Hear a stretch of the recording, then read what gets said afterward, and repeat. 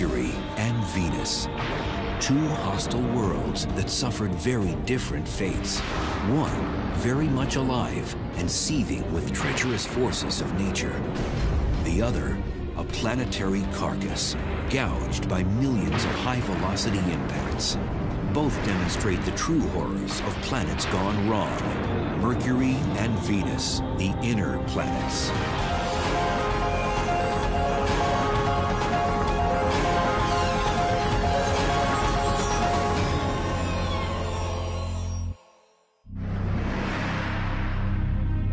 Along with Earth and Mars, Mercury and Venus make up our inner solar system.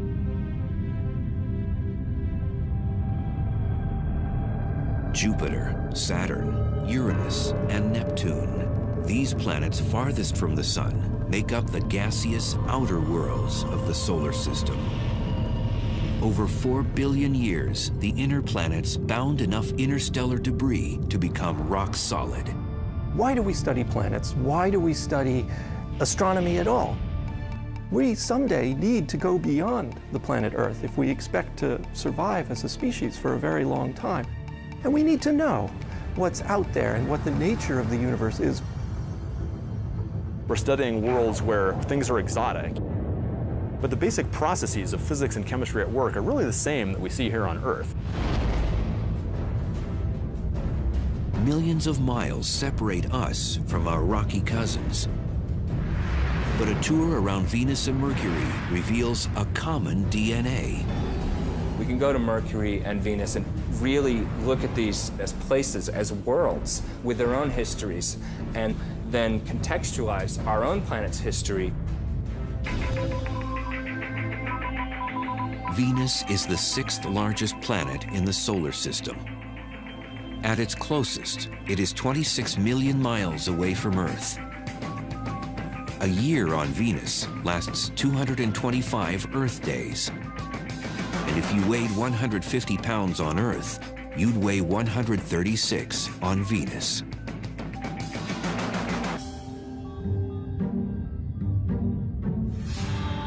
Venus. When the ancient Romans looked up, they were captivated by its commanding presence. They named the planet after their serene goddess of love and beauty. It's such a beautiful presence in the sky. It seems obvious the connection there.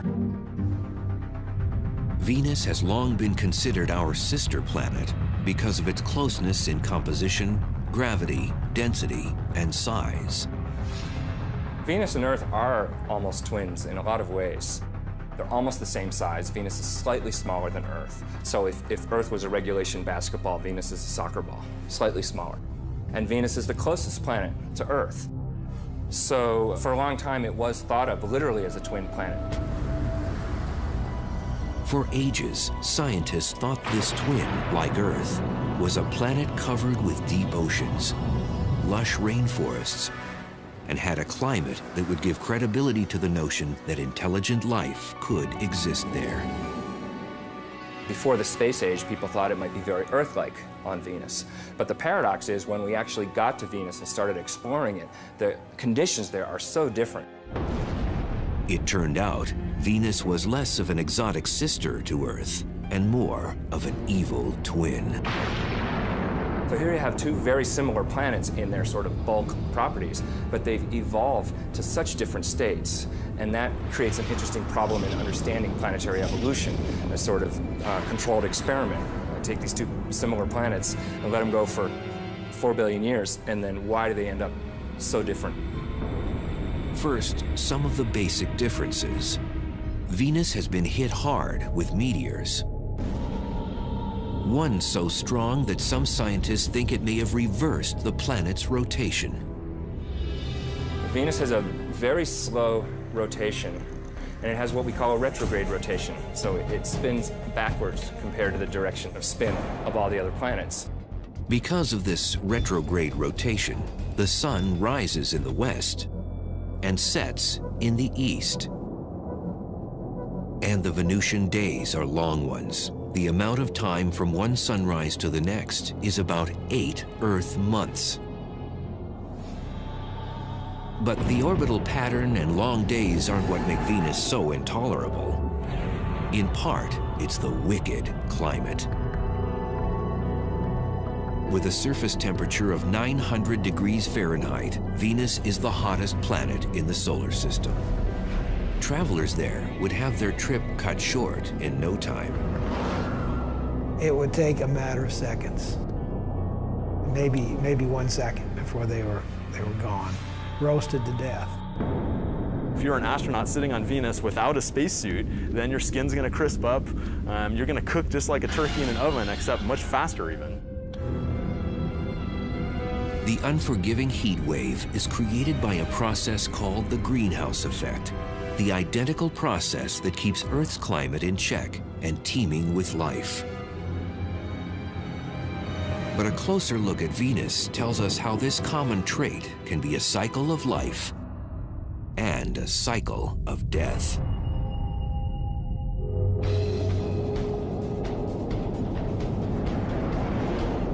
Today, our own temperature is on the rise, and scientists found the possible cause behind it up on Venus. Global warming is a result of greenhouse gases that are growing and growing and growing, and therefore we're getting hotter and hotter. When we looked at Venus, we said, aha, here it is actually happening. In the 1990s, after the Magellan spacecraft was launched, planetary watchdogs began turning to Venus to surmise just how bad it could get here on Earth. Space exploration has told us a lot about the Earth and the environment it's in. And in fact, the greenhouse effect that everybody's talking about with global warming was actually discovered on Venus. What they found out about Venus shed new light on how fragile Earth's greenhouse effect really is. Venus didn't always used to be this hot. We think that early in its history, it was more Earth-like on the surface, and it lost its oceans due to what we call a runaway greenhouse effect. So Venus is an example that certainly that global change can happen on a planet, and it's sort of a worst-case scenario. We don't have to turn Earth into Venus before we're in trouble. We just have to move a little bit in that direction. And we are moving in that direction. But the real value of studying Venus, it allows us to test our climate models. Through computerized general circulation models, or GCMs, scientists were able to calculate temperature increases on Earth based on the amount of greenhouse gases on Venus. So just how does Venus's greenhouse effect work and make the planet so hot? This is Biosphere 2. Located along the foothills of Arizona's Santa Catalina Mountains, it was built by a group of researchers to explore the idea of colonizing other planets. It is the largest greenhouse on Earth. Biosphere is a perfect example of a greenhouse because it's a big building with glass panes that let the sun in, and the air is really hot in here. The solar rays that penetrate the glass panes cause the temperature inside to rise. The air heats up, but then the air cannot escape, cannot move vertically into the atmosphere because of the walls. The windows trap the heat, warm the building, and provide the plants and trees with a livable climate. On Venus, greenhouse gases don't exactly trap the sun's heat, but they greatly slow the rate at which it can escape. The greenhouse effect on any planet is a situation where the surface temperature becomes hotter because of gases in the atmosphere that trap the heat while letting in the sunlight. These same greenhouse gases that would prove to be fatal to us on Venus are essential to life on Earth. Without the greenhouse effect, the average temperature would be far below freezing, the oceans would be totally or almost totally frozen, and it's not even clear if life would exist on the Earth. We talked about how hot it was, but why is it so hot? The answer has to do with the atmospheric composition. It's almost all carbon dioxide there. Carbon dioxide, or CO2, makes up 95% of the Venusian atmosphere. And that high volume of gas traps more heat.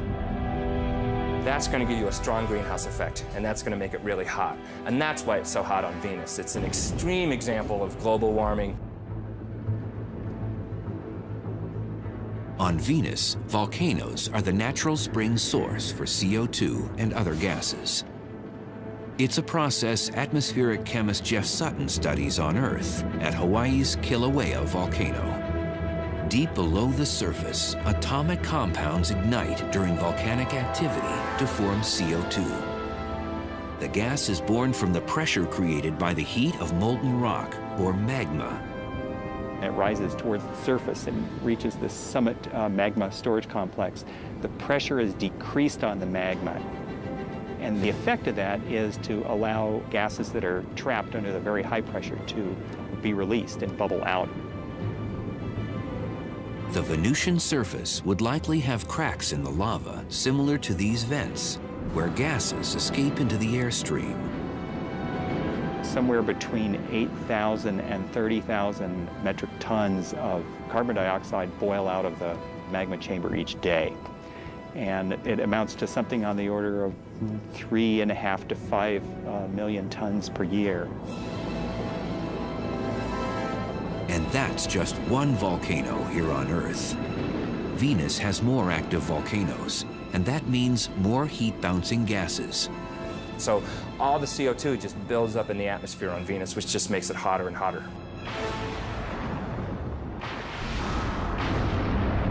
The 900-degree heat isn't the only trait that makes Earth's twin seem a menace. 30 miles above the scorching ground of Venus, there's havoc occurring on the planet that makes 900 degrees Fahrenheit feel like a cold front. Electrical mayhem, where split-second jolts can reach 50,000 degrees. Each spark of light contains 100 million volts of electricity. Lightning occurs on both Earth and Venus when electrical charges store up enough energy until they release a spark.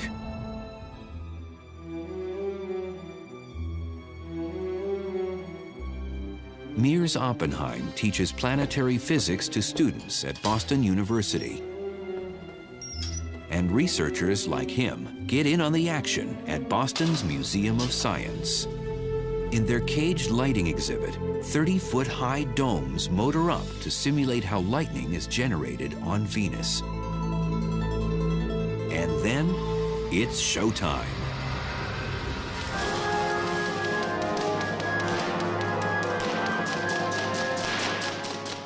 So look at this. We're generating so many millions of volts on these domes that voltage has to escape. And it's actually ripping molecules in the air apart. The air in the domes, like within the Venusian clouds, stirs up the electrical distribution of tiny atomic molecules. So the ripped molecules make that light as they reassemble themselves, and that's what a lightning bolt is. Cosmic particles from exploding stars way out in the galaxy trigger lightning. When these hit the atmosphere, they provide that spark. These are particles that come from way out in the universe into the atmosphere and cause a shower of charged particles. And on Venus, you'd probably have real lightning to the extreme extent, contain enormous amounts of energy, and go for miles and miles. On average, lightning hits the Earth more than 3.1 billion times a year. The number of times lightning hits the ground on Venus? 0. The atmospheric pressure on Venus is 90 times greater than on Earth because the weight of the atmosphere created by gases is heavier. This prevents Venusian lightning from hitting hard ground. Instead, it is restrained to the clouds. There's just too much resistance in that very thick air for a lightning bolt to get through. It's much easier for lightning to discharge from cloud to cloud. And besides appearance, there's little else that's Earth-like about Venusian clouds. In fact, the main ingredient that creates them is toxic enough to burn through human flesh.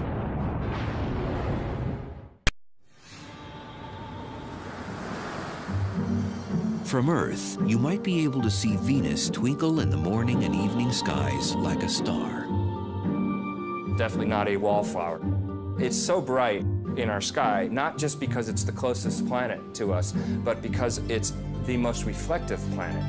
Because it turns out Venus is completely covered in these bright reflective clouds.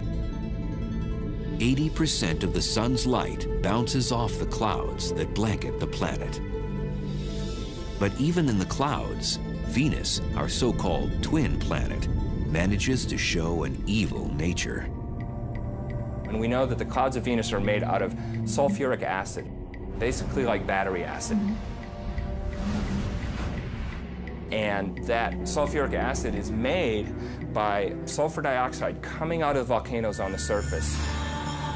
Like its greenhouse cousin, carbon dioxide, or CO2, gas pressure pushes sulfur dioxide to the surface through volcanic vents. It's the same gas chemist Jeff Sutton monitors carefully at Hawaii's Kilauea volcano. The gases, the sulfur dioxide in particular, is the noxious, toxic gas, and we wear gas masks to protect our lungs and our airway because sulfur dioxide combines with the moisture in your nose and throat and forms sulfuric acid. Sulfuric acid is nasty stuff. You don't want to splash battery acid on you. You know, you're careful not to do that. It's basically the same stuff. So it would not be good to suddenly stick your hand into the Venus clouds. So if a traveler to Venus could survive the acidic clouds, the lightning bolts, the toxic air, and the heat, just how would the Venusian surface look?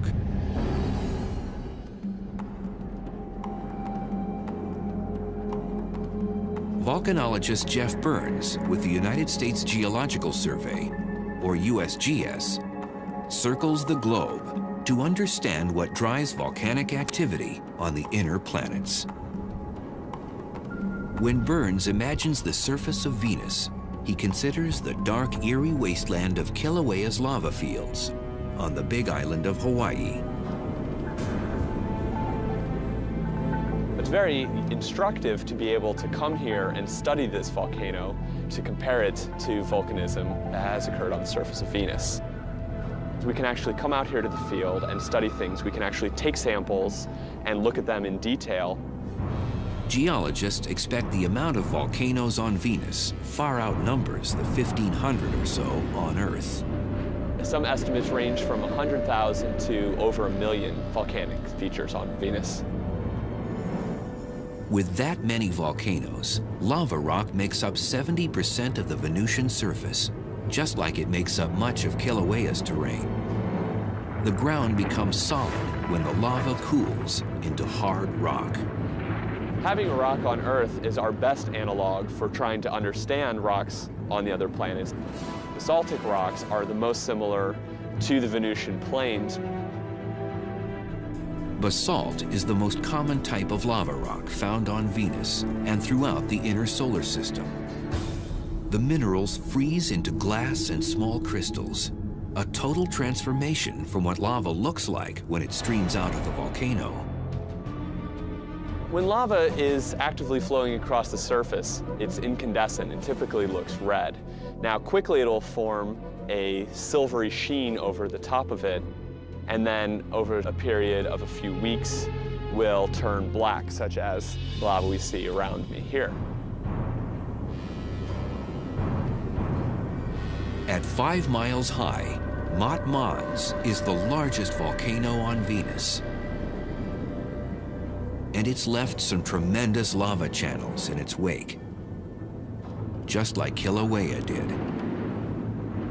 Now, as you can see, the structure, we have levees here on the sides, and then internal structures as well.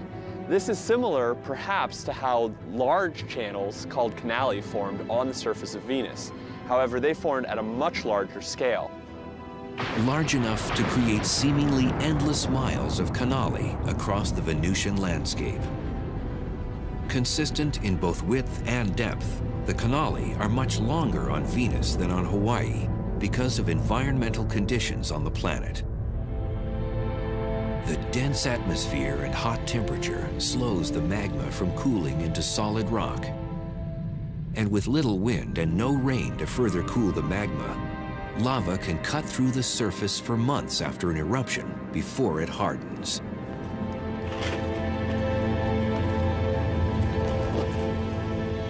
On Venus, if you did see layering, you would expect to see layer after layer of volcanic rocks that would all be relatively black and basaltic in composition.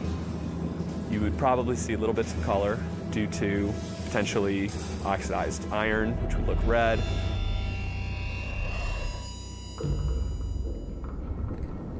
Typically, basaltic lava flows are glassy enough that, in fact, you would actually cut your hand. They can be extremely sharp. They tend to quench and form glass.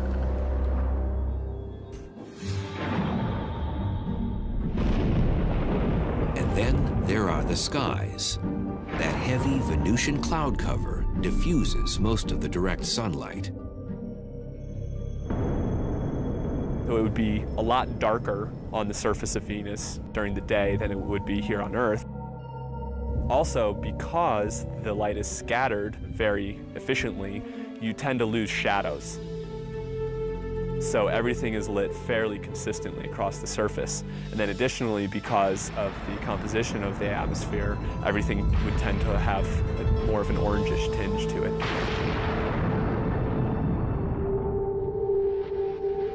Besides canyons, jagged mountain ranges scrape the Venusian skies.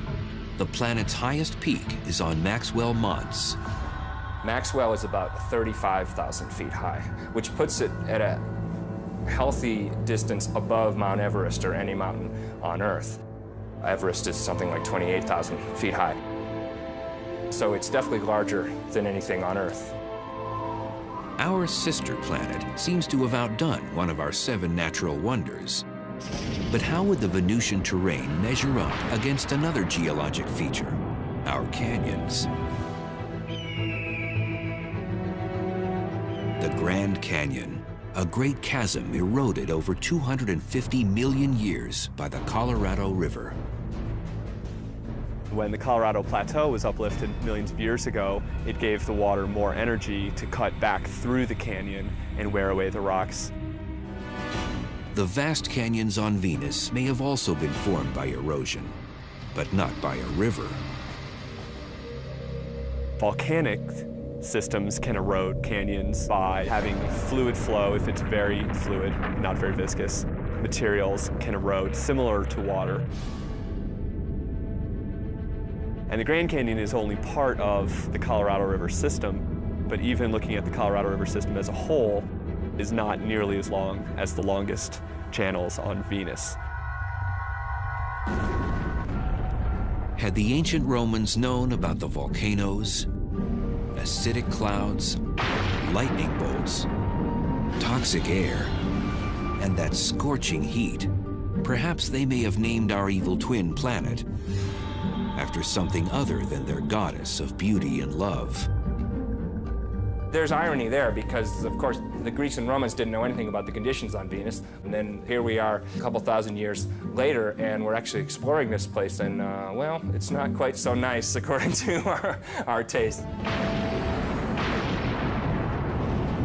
But how do the dangers found on our sister planet compare to the cosmic violence on Mercury?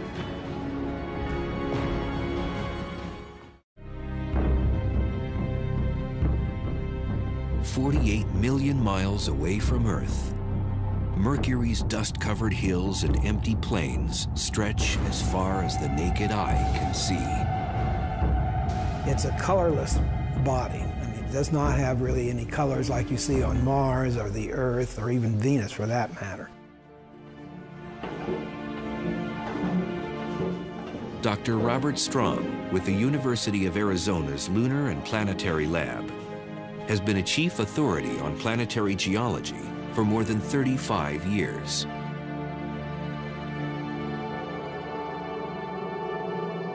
Mercury is the innermost planet, and it's quite different than anything else in the solar system.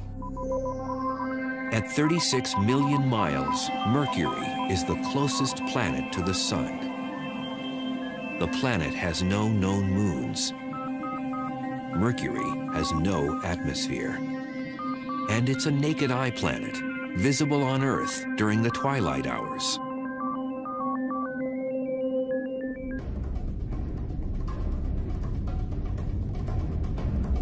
With a diameter 60% smaller than Earth, Mercury is the solar system's scrawniest planet. Much too small to generate the strong gravitational field needed to retain an atmosphere. Gravity depends upon the mass of the object, on the mass. So the larger the mass, the more the gravity. So on Mercury, the gravity is less on there. Since the planet's gravity is so weak, if you weighed 150 pounds on Earth, you'd only weigh 57 pounds on Mercury.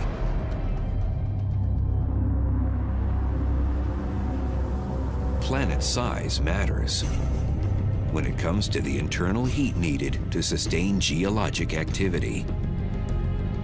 The internal convection currents that drive geology stop, and in general, it just freezes up and there's no way to sustain that geological activity. And that happened to Mercury a long time ago, probably after less than 1 billion years of its life. The days when the planet beat with a strong pulse that produced volcanic and tectonic Mercury quakes are long gone. Is Mercury a dead planet? Depends on what you mean by dead. Is it internally active now? Probably not. It's probably not active at all. It is essentially a dead planet and has been dead for about 4 billion years. For a near lifeless planet, Mercury still has some movement.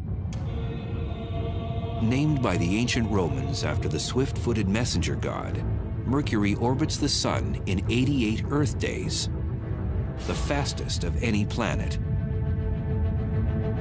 But when it comes to the time it takes Mercury to spin on its own axis, the planet holds the record for being the slowest. Length of time, around 180 Earth days, about half a year. The Sun's gravitational force creates a tidal friction within Mercury, which slows down its speed as it spins on its axis. This means a year on Mercury is shorter than a day on the planet.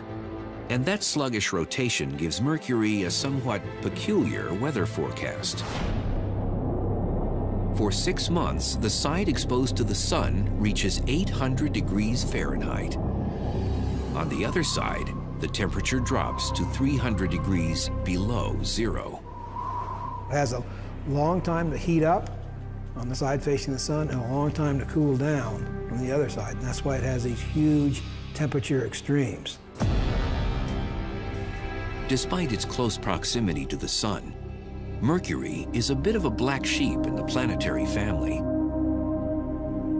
Its skies always seem like starry nights. The skies would be black. The reason we have blue skies on the Earth is because of our atmosphere. Nitrogen scatters light preferentially in the blue, and so that's why the sky looks blue. Mercury doesn't have an atmosphere, so the sky would be black. Legend holds that Mercury, the Roman god, invented the sport of boxing. This is one planet that's taken the lion's share in the ring.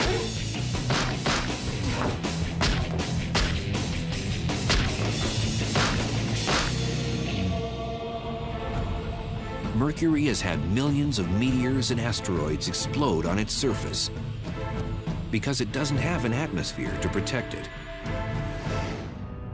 Our atmosphere guards Earth from most impacts, like a force field. When a small object slams into it, usually at more than 10 times the speed of a bullet, the collision with air molecules vaporizes it into a gas. The Earth is shielded from small impacting objects by this wonderful thing that we call the atmosphere. And for small objects, weak objects, they will be completely destroyed by those forces long before they get here to the geologic surface of our planet.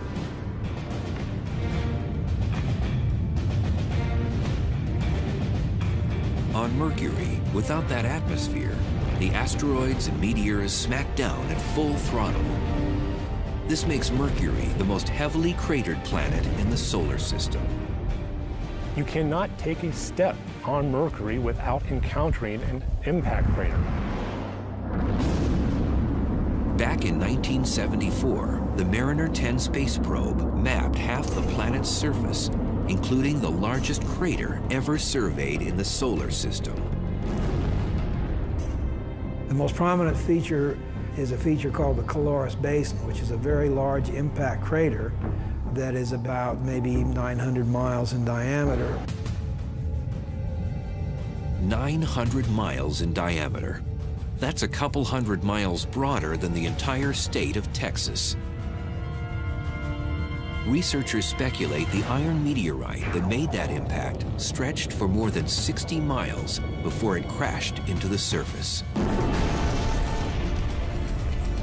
Moments after impact, seismic waves converged at the antipodal point, the spot on the exact opposite side of the planet. The seismic waves, the shock waves from this thing traveled, and they've concentrated simultaneously around the other side of the planet and literally shook apart the surface.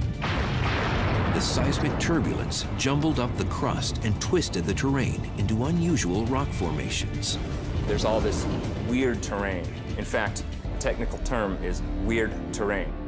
Because you look at it and it's just weird. It's jumbled up and hilly and doesn't make any sense according to most geological activities. It's just very rough and looks as though somebody kind of scooped up the surface and just kind of dropped it down. Pre-existing craters suddenly became crude hills, some 6 miles wide and a mile high. In fact, the amount of surface elevation could have been on the order of a kilometer or two in just a few seconds.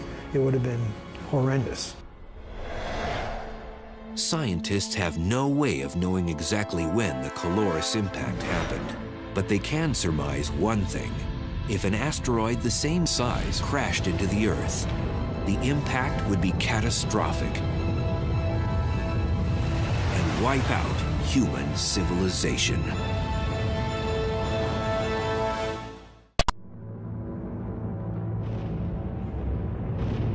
Countless meteor and asteroid impacts have left Mercury scarred with dents and crater rings.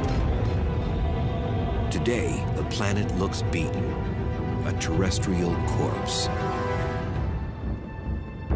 Like Mercury, Earth's surface is vulnerable to bombardment. And Arizona's meteor crater is one of our most preserved and Mercurian craters. The desert basin has given geologists a better understanding of what happens when a meteor strikes Mercury's surface.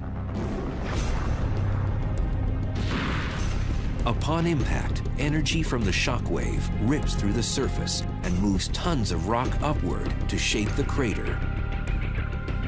And that flow of rock excavated this bowl-shaped cavity and deposited debris on the landscape for kilometers around. Same energy swept up the crater walls and caused these flat-laying layers of rock behind me to actually be uplifted.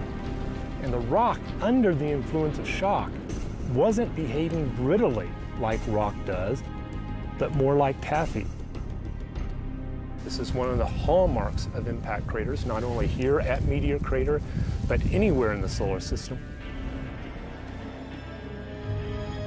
But imagine if the mighty object that formed Mercury's Caloris Basin crashed down on the site of Meteor Crater.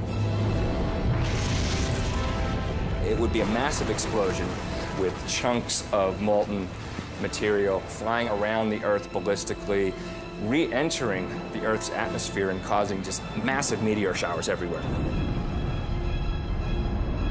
For nearly 7,500 miles, the shock wave would rip up the soil and stir up tsunamis with 2,000-foot waves. massive tsunamis propagate around the Earth and inundate much of the world's coastlines. It would flatten Las Vegas, Nevada, the cities of Salt Lake City, Utah, San Francisco, California, and Los Angeles would vanish in a split second. Shock waves from the impact would propagate through the solid Earth thousands of miles from the site of an impact like that. Those seismic waves would converge at the impact's antipodal point, off the coastline of Africa's Madagascar, at the bottom of the Indian Ocean.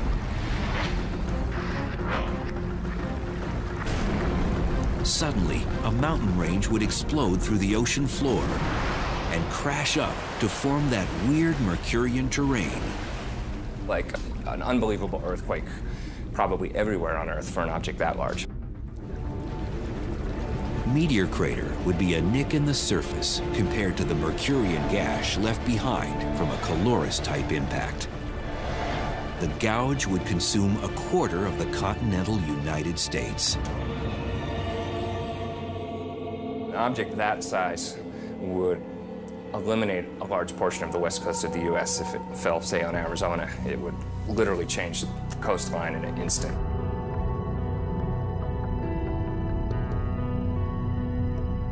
Back on Mercury, those craters give it an iconic stature in the solar system, and some of these pockmarks harbor mysteries. When the radar at Puerto Rico's Arecibo Observatory honed in on Mercury's poles, it picked up something that left researchers befuddled. Ice, of all things. One of the hottest bodies in the solar system, and it has ice in the poles. And the reason it has ice there is because Mercury is a heavily cratered surface. And so craters in the polar regions, the inside of them, are constantly in shadow. That's because Mercury is vertical relative to the plane of its orbit. So some crater floors never receive light or heat from the sun. But with no obvious water source on the planet, that begs the question, how did the ice get there? Scientists believe the mystery ice could have come from a comet. Comprised of rock, dust, gases, and ice, comets come from the outer reaches of the solar system, where the temperatures are much colder. Could this ice just be on the bottom of permanently shaded craters? Or could it be ice that's sort of covered up by a layer of dust which is shielding it from sunlight? We really don't know. Besides these comet collisions, there is yet another type of crater on the planet, and they weren't formed by anything that fell from the sky. Instead, an Earth-like force of nature created these holes, and it generated deep from within the planet's core.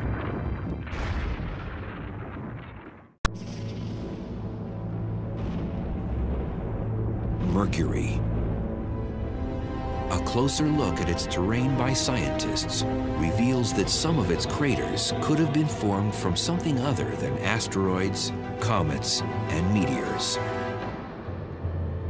We do understand that the dominant geologic process that affected Mercury, at least Mercury's surface, is impact cratering.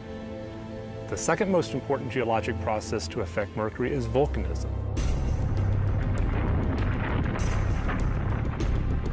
Although we haven't seen any definite evidence of volcanoes on Mercury, we do expect that there have been volcanic eruptions in the past.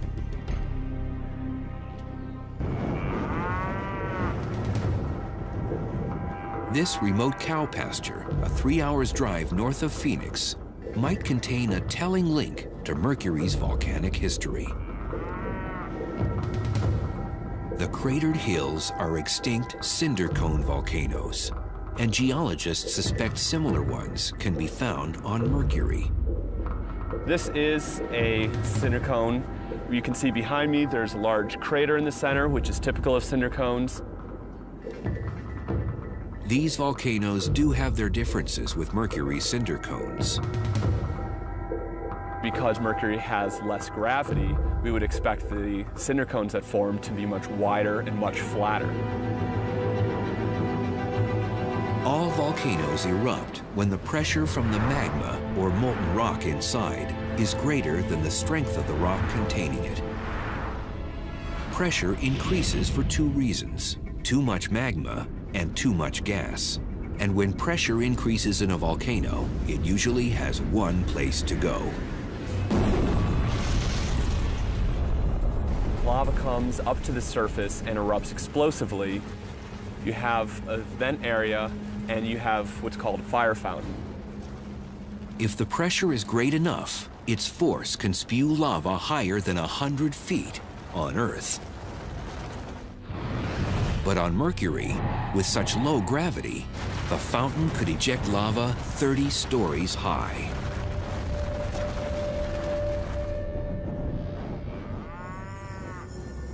While these cinder cones in Arizona may illustrate our shared volcanic heritage with Mercury, to witness an eruption there firsthand and watch the cinder cones form would be a whole other experience.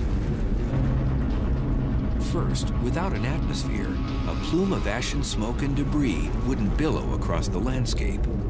That material would go into essentially a vacuum of space because Mercury doesn't have an atmosphere, so that material would break up much more. Also on Mercury, you wouldn't be able to hear the loud eruption. Since Mercury has no atmosphere, there's no way of transmitting sound. So if you were on Mercury and playing a guitar or a ukulele or a piano, you would not hear anything because there is no atmosphere to transmit that sound. So it would be just complete silence. Back in 1974, Mariner 10 surveyed only 45% of Mercury's surface on a flyby mission. 30 years later, NASA launched the Messenger spacecraft. The satellite will map the entire planet and transmit data to eager scientists with a deluge of unanswered questions. I want to see the other side. I don't know what's over there, and that's been bugging me for 35 years. Is it like the side we saw, or is there something very unusual and different? But even with resources being earmarked for future exploration of this rumpled dwarf in the solar system, exactly how different or similar we really are may be left up in the air.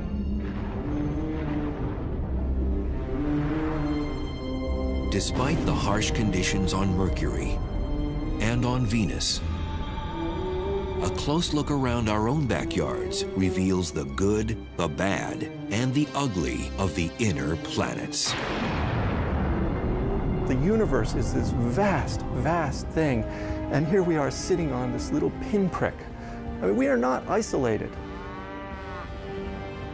We see things that happen on these other planets for tremendous climatic changes in the past that have happened in a very short period of time and changed that. And that can happen on the Earth. Ultimately, it enriches our knowledge of who we are and how unique and how rare an environment like ours and even creatures like us might be in the universe. And that evolution, that exploration, that turning the corner, that discovery of new ideas is what we're all about. There's a bright future.